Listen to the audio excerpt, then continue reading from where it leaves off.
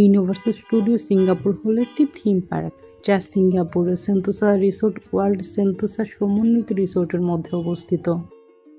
এখানে 7টি থিমযুক্ত zone, 28টি ride, show এবং অনেক আকর্ষণ রয়েছে। এটি বিশ্বজুড়ে 5টি ইউনিভার্সাল স্টুডিওর মধ্যে একটি। আর ইউনিভার্সাল স্টুডিওতে প্রবেশ করতে গেলে ওয়ান ডে পাস প্রাপ্তবয়স্কদের জন্য হচ্ছে $87। আর প্রাপ্তবয়স্ক বলতে এখানে 13 থেকে মোটামুটি 60-70 বছর পর্যন্ত, মানে 7 বছর পর্যন্ত হচ্ছে $87। আর শিশু 4 থেকে 12 বছর বয়সী শিশুর জন্য হচ্ছে $65। আর সবগুলোই এখানে হচ্ছে ওয়ান ডে পাস, মানে সকাল থেকে সন্ধ্যা পর্যন্ত আপনি থাকতে পারবেন, মানে একদিন। ইউনিভার্সাল স্টুডিও সিঙ্গাপুর সেন্তোসা দ্বীপ সিঙ্গাপুরের একটি জনপ্রিয় theme park. Universal studio Singapore প্রতিদিনই খোলা থাকে, সোমবার থেকে রবিবার সকাল 10টা থেকে রাত 8টা পর্যন্ত। তবে অনুগ্রহ করে মনে রাখবেন, ইউনিভার্সাল স্টুডিও সিঙ্গাপুর প্রতিদিন খোলা থাকলেও তারা মাঝে মাঝে তাদের সময় আপডেট করতে পারে। এই জন্য যাওয়ার আগে অবশ্যই এটা কবে খুলছে, কখন বন্ধ করছে, যে সময়টাতে আপনি যাবেন ওই সময়টার একটু আপডেটটা নিয়ে নিলে ভালো হয়। আর সিঙ্গাপুর ভ্রমণের আদর্শ সময় মনে হয় ফেব্রুয়ারি থেকে মে এবং সেপ্টেম্বর থেকে নভেম্বর। আপনি এই সময় অনেকটা শীতল তাপমাত্রা এবং আর্দ্র তাপমাত্রা পেতে পারেন, কারণ অন্য সময়গুলোতে দেখা যায় সিঙ্গাপুর প্রচণ্ড গরম থাকে, মাঝে মাঝে বৃষ্টি থাকে। এই জন্যে যদি আপনি উইন্টারের দিকে যান তাহলে ওয়েদারটা অনেক সুন্দর থাকে। তবে চেষ্টা করবেন ইউনিভার্সাল স্টুডিও খোলার সাথে সাথে প্রবেশ করার জন্য, কারণ প্রথম দিকে ভিড় একটু কম থাকে, কিন্তু দুপুরের পর থেকে দেখা যায় ভিড় একটু বাড়তে থাকে। আর একটা জিনিস মাথায় রাখবেন, যতগুলো সিঙ্গাপুরের ভ্যাকেশান আছে, মানে যে দিনগুলোতে উইকলি অফ ডে থাকে ওই দিন কিন্তু ভিড় বেশি হয়। আপনি যদি ভিড় অ্যাভয়েড করতে চান তাহলে ওয়ার্কিং ডেতে যান, তাহলে ওই দিন ভিড় অনেকটাই কম থাকে। যুক্তরাষ্ট্রের বিখ্যাত চলচ্চিত্র প্রযোজক সংস্থা ইউনিভার্সাল স্টুডিওর যে 4টা থিম পার্ক রয়েছে বিশ্বব্যাপী, এর মধ্যে 2টি হচ্ছে যুক্তরাজ্যের হলিউড আর আয়ারল্যান্ডে একটি, জাপানে আছে একটি, আর অন্যটি হচ্ছে সিঙ্গাপুরে। ইউনিভার্সাল স্টুডিও সিঙ্গাপুর আনুষ্ঠানিকভাবে চালু হয় 2021 সালের 28 মে। থিম পার্কটি সিঙ্গাপুরের সেন্তোসা দ্বীপে অবস্থিত। স্টিভেন স্পিলবার্গের জুরাসিক পার্ক, শিন্ডলার লিস্ট অথবা এক্সট্রা টেরিটোরিয়াল মনে করিয়ে দেবে ইউনিভার্সাল স্টুডিওকে। শুধু স্পিলবার্গই নন, আলফ্রেড হিচকক, স্টিফেন সোমার্স, পল গ্রিনগ্রাসের মতো অনেক পরিচালক কাজ করেছে ইউনিভার্সালের সঙ্গে। পুরনো চলচ্চিত্র স্টুডিওগুলোর অন্যতম ইউনিভার্সাল। এক টিকিট দিয়ে পুরো পার্কটি সারাদিন ঘুরে দেখা যাবে, আর প্রত্যেকটি রাইড চড়া যাবে যতবার খুশি ততবার। পার্কে ঢোকার মুখে ম্যাপ আর স্টুডিও গাইড সংগ্রহ করে নিলে সারাদিনে ট্যুর প্ল্যান করতে সুবিধা হয়। দিনের বিশেষ প্রদর্শনীগুলো কোথায় ও কখন সব বিস্তারিত দেখা যায় স্টুডিও গাইডে। ইউনিভার্সাল স্টুডিও সিঙ্গাপুর সত্যি স্বপ্নপুরী, এক মায়াবী জগৎ। সেখানে ছেলে বুড়ি সবাই এসে বিমোহিত হয় আর ফিরে যায় ঘোর লাগা অনুভূতি নিয়ে। সিঙ্গাপুর ভ্রমণে যদি আপনি সম্পূর্ণতা আনতে চান, পরিপূর্ণতা পেতে চান, তাহলে অবশ্যই চেষ্টা করবেন সেন্তোসা আইল্যান্ডে যাওয়ার জন্যে। আমরা অনেক জায়গায় ট্যুরে যাই, ট্যুরে যাওয়ার পরে অনেক সময় ঘুরে এসে বলি যে এই জায়গাটা মিস হয়ে গেল, ওই জায়গাটা মিস হয়ে গেল। তো যদি সিঙ্গাপুর যান অবশ্যই চেষ্টা করবেন ইউনিভার্সাল স্টুডিওতে যাওয়ার জন্যে, না হয় ঘুরে এসে মনে হবে যে আপনার ট্যুরটা অসম্পূর্ণ রয়ে গিয়েছে। কারণ এটা এত সুন্দর, নিজের চোখে না দেখলে বিশ্বাস করবেন না। তবে এখানে যাওয়ার জন্যে আপনাকে খুব সকালে যেতে হবে। আর আপনি যদি সিটিতে থাকেন, সিঙ্গাপুর সিটিতে, তাহলে আপনাকে সর্বপ্রথম চলে যেতে হবে ভিভো সিটিতে। ভিভো সিটিতে আপনি সকাল 7টা থেকে রাত 12টা পর্যন্ত সেন্তোসা এক্সপ্রেস পাবেন। সেন্তোসা এক্সপ্রেসে করে আপনি চলে আসতে পারেন সেন্তোসা আইল্যান্ডে। তো পার পারসন আপনার $4 করে নিবে। আর আপনি যদি রিটার্ন টিকিট করে নিতে চান তাহলে পড়বে $8। তো আপনি খুব সকালে যাবেন এবং অনেকটা সময় থাকতে চাইলে একদমই যে রাত 10টা 11টা করে যে ট্রেনটা থাকে সেটাতে করে ব্যাক করতে পারেন।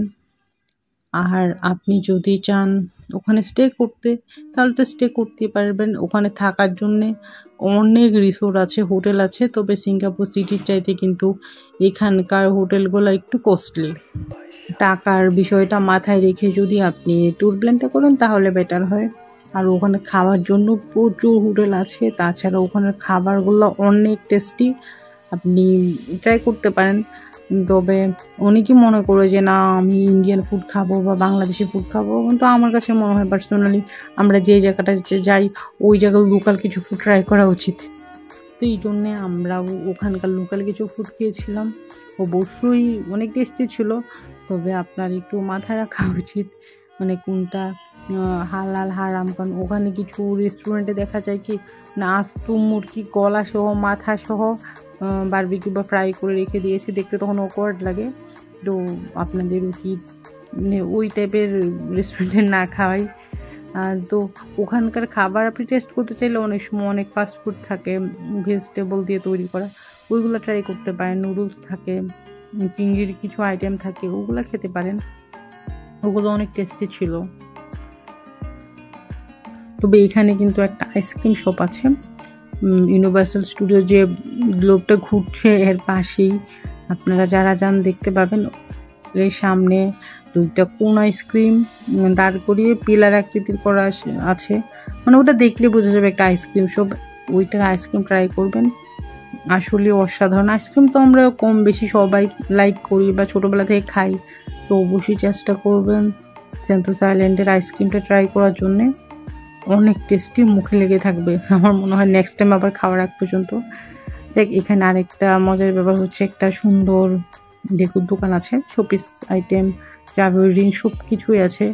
তো লেগুর দোকানটা আসলে এই ভিডিওটাতে নেই, লেগুর দোকানটার আরও ভিডিও আছে আমার চ্যানেলে, চাইলে দেখে নিতে পারেন। তবে এই যে সামনে যে দোকানগুলো আছে এর কাছেই। তবে আমি এখন যাব একটা রেস্টুরেন্টে, আমরা আসলে হাংরি, আমরা সকাল সকাল এসেছি, এখন কিছু একটা খাওয়া দরকার। তবে এখানে ম্যাক্সিমাম দোকানে কিন্তু হচ্ছে হয় চাইনিজ না হয় সিঙ্গাপুরের লোকাল দোকান, এই জন্যে খাওয়া অনেক সময় যে বললাম তো চিকেনের এরকম দেখে রুচি নষ্ট হয়ে যায়। তবে এখানে মনে হয় কিছু পাওয়া যেতে পারে ফাস্টফুড, ওগুলো আমরা ট্রাই করবো, না হয় ফ্রাইড রাইস নেওয়া যায়। দেখি কি আছে। ঢুকতে আমরা খুব সুন্দর ডেকোরেশন দেখতে পাচ্ছি, তবে আশপাশটা দেখে আমার কাছে মনে হচ্ছে কোনো পুরনো দিনের গলিতে আমরা ঢুকে গিয়েছি। কারণ দেখুন দুতলা কিছু বিল্ডিংয়ের নিচে আবার দোকান বা টেবিল সাজিয়ে রেখেছে, পুরা আগের দিনে যেমন ছিল যে ছোট ছোট কাঠের দোতলা থাকতো।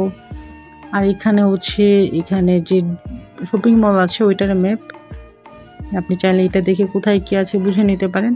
দেখুন কি সুন্দর, উপরে কিন্তু মনে হচ্ছে একটা ফ্লোর, নিচে আরেক ফ্লোর, আসলে পুরোটা একটা বিল্ডিংই, কিন্তু ডেকোরেশনটা হচ্ছে এরকম। দেখে মনে হবে আগের দিনের কোনো একটা গলিতে আপনি চলে এসছেন। আবার রাস্তার মতো করে সাজানো আছে, অনেক সময় আমরা রাস্তা যেভাবে সাজাই ওভাবে লাইটিং করেছে, বিয়ে বাড়িতে আমরা সাজাই না ওরকম করে। আমার এই মানে থিমটা অনেক ভালো লেগেছে, অনেক সুন্দর। যে আগেকার দিনে যেমন চাইনিজ গলিগুলো ছিল না, ওই রকম থিমে এটা সাজিয়েছে, খুবই সুন্দর।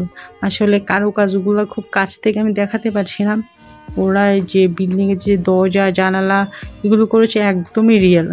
তারপরে ওরা যে স্টলগুলো করেছে ঠেলা গাড়ি আকৃতির, হুট করে দেখলে মনে হবে কোনো একটা বিল্ডিংয়ের নিচে ঠেলা গাড়িতে করে খাবার বিক্রি করা হচ্ছে, আর রাস্তার ধারে কোনো বোধহয় স্টলের মধ্যে যেভাবে খাবার বিক্রি করা হচ্ছে বা রাস্তার মধ্যে চেয়ার পেতে খাবার দিচ্ছে এরকম লাগবে।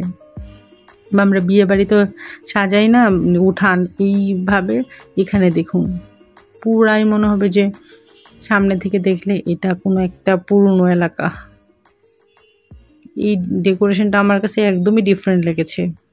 তবে ক্যামেরাতে আমি কতটা আসলে বোঝাতে পারছি, আপনারা কতটা বুঝতে পারছেন জানি না, কিন্তু ভিতরে ঢুকলে আপনার মনে হবে কোনো একটা শহরে এসে হারিয়ে গেছেন আগেকার কোনো একটা রাস্তায়। তবে এখানে সবগুলা দোকানই মনে হচ্ছে চাইনিজ না হলে সিঙ্গাপুরের, কী খাবো আসলে বুঝে পাচ্ছি না, বাট আমাদের প্রচণ্ড গরম লাগছে। আমরা প্রথমে কোনো একটা কোল্ড ড্রিঙ্কস ট্রাই করবো, তারপরে আমরা একটু ভারী খাবার অর্ডার করব। এখন আমরা দেখছি কোত্থেকে কী খাওয়া যায়। আর অনেক সময় হয় কি মেনুটা পছন্দ হবে, বাট প্রাইসটা এত বেশি আমাদের পক্ষে আসলে নেওয়া সম্ভব হয় না। এই জন্য আমাদের সবসময় প্রাইস এবং এটা হালাল না হারাম ওই চিন্তা করে খাওয়া লাগে আর কি। সেই জন্য আমরা আসলে একটু ঘুরে ঘুরে দেখছি কি কি আছে এখানে। এটা মেবি মোমোর দোকান। এই যে চিকেনগুলো আসলে মাথাটা বোঝা যাচ্ছে না, এখানে কিন্তু পুরা মাথা সহ ওইগুলা। ওরা কী করে এইভাবে রেখে দেয় মুরগিগুলো, মাথা কাটে না, দেখতে কি বিচ্ছিরি লাগে। এখানে কী কী যেন সার্ভ করা হচ্ছে বুঝতে পারছি না, মানে আমরা খেতে পারবো কি না কনফিউজড হয়ে যায় মাঝে মাঝে। আমাদের আসলে অনেক ক্ষুধা লেগেছে, খাওয়া দরকার, কিন্তু খুঁজছি মানে আমাদের সাথে যা এরকম কি খাবার আছে এখানে। এখানে এমন কিছু খাবার আছে আসলে ওগুলো আমরা চিনিও না, এই জন্যে ট্রাই করতে ভয় লাগে। মনে হয় কিসে থেকে কী খেয়ে নিব, দেখি কী কী আছে। আর একটু সামনে গিয়ে এখানে অনেক শপ আছে, মানে খাবার দোকান আছে অনেকগুলা, সমস্যা নাই, কোনো একটা থেকে খাবার হয়েই যাবে। দেখি কী কী আছে এখানেও, আরও কী কী যেন খাবার আছে, এটা এই খাবারটা বুঝতে পারছি না। একটু সামনের দিকে গিয়ে দেখি আবার কী কী আছে ওখানে খাবার দাবার। আচ্ছা, ক্ষুধা লেগেছে, আজকে ভিডিওটা এখানে রাখি, কারণ ভিডিও করতে করতে কী কী খাবার আছে ভালো করে বুঝতে পারছি না। খাবারটা অর্ডার করে খেয়ে দিয়ে পরে আবার দেখা হবে।